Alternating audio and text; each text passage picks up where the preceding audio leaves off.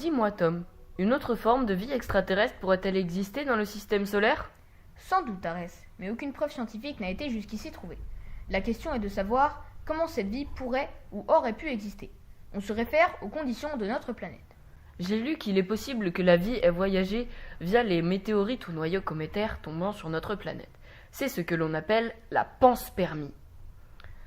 La vie est donc probablement basée sur la chimie organique, celle du carbone. C'est pourquoi on cherche des endroits où ces molécules seraient vivantes et pourraient réagir. Mais ils ne doivent être ni trop chauds ni trop froids et préserver des radiations et des réactions d'oxydation. Alors la position de la Terre était donc idéale. Un manteau rocheux, de l'énergie solaire, une bonne température et une magnétosphère nous protégeant des radiations. Oui, mais ce n'est pas tout. La recherche de vie microbienne focalise les chercheurs sur les corps rocheux ayant eu ou ayant de l'eau liquide en surface ou dans le sous-sol.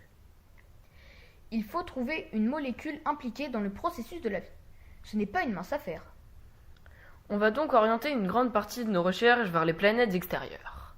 Sur Mars, les rovers fouillent et sillonnent le sol à la recherche de vie microbienne, les stromatolites. Comme il y a eu de l'eau sur la planète rouge, c'est possible. Certaines lunes des géantes gazeuses nous interpellent aussi. Tu veux sans doute parler d'Europe, satellite de Jupiter, ayant sûrement un océan subglaciaire. Sa surface est craquelée par un cryovolcanisme et possède un champ magnétique. Europe bien sûr, mais j'ai une petite préférence pour Encelade, satellite de Saturne. Monde glacé possédant de bons critères pour cette recherche. Océan sous couche de glace, système hydrothermal, radioactivité du noyau, panache contenant de l'eau, de l'ammoniac et des molécules organiques.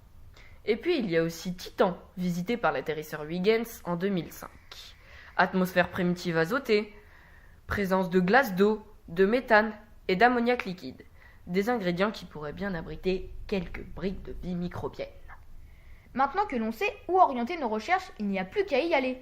Attendons avec impatience le lancement de JUICE sur Ariane 5 en 2023 à la conquête des lunes de Jupiter.